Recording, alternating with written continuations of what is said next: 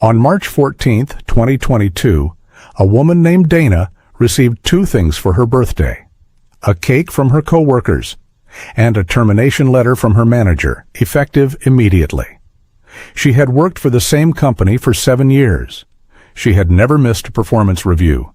She had never been written up, and she was 11 days away from her annual bonus vesting, a bonus her contract guaranteed. Her manager told her the termination was due to restructuring. The company told her she had no recourse. They were wrong about that, catastrophically wrong. This is what happened when Dana decided not to go quietly. Dana had spent 7 years working as a regional sales coordinator for a mid-sized logistics company based in Ohio. It wasn't glamorous work. It was spreadsheets, client calls, quarterly reports.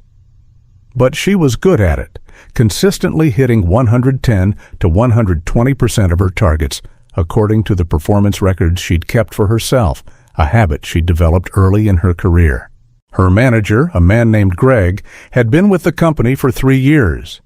By Dana's account, their relationship had been professional but tense.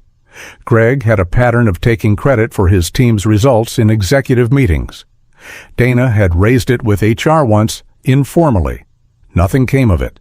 The bonus structure at this company worked on an anniversary vesting schedule. At 7 years, a senior coordinator like Dana was entitled to a retention bonus, a lump sum equal to 15% of her annual salary paid out on the date her employment anniversary fell. That date was March 25th.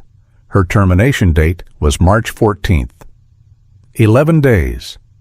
Dana's first call after leaving the building was to an employment attorney.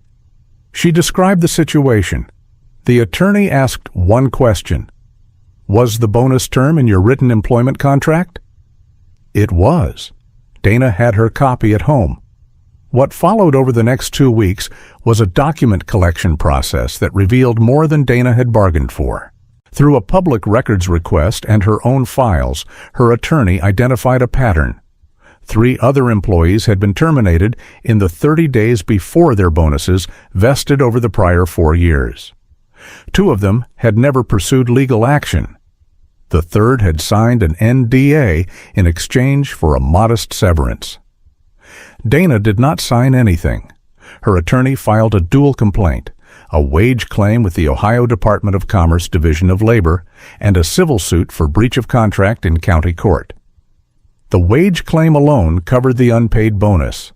The civil suit went further, arguing the termination was a retaliatory and bad faith action designed specifically to deny a contractual obligation.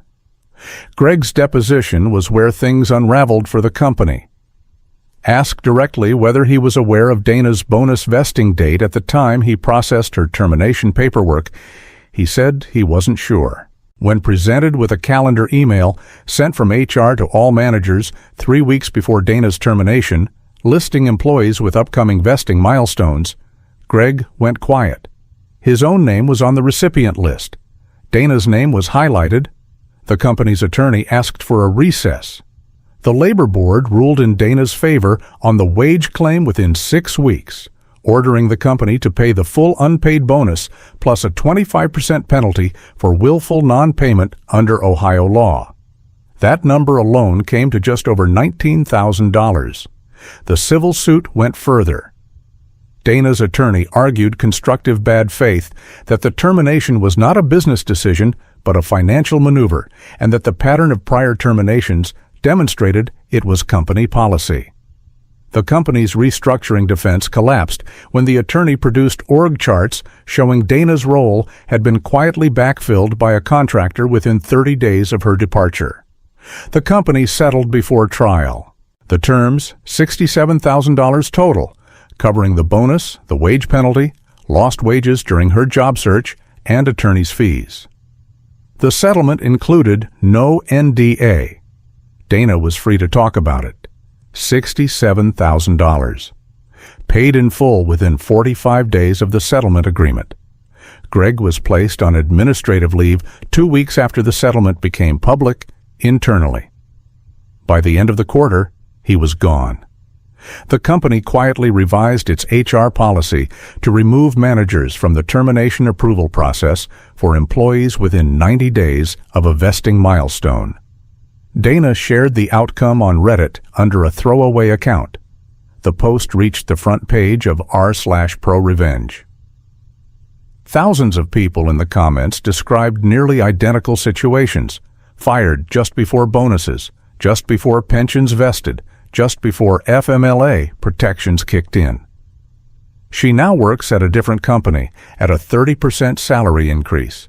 She still keeps copies of every performance review. The lesson here isn't complicated. Know what your contract says. Keep your own records. And if someone bets that you won't fight back, sometimes the best move is to prove them wrong.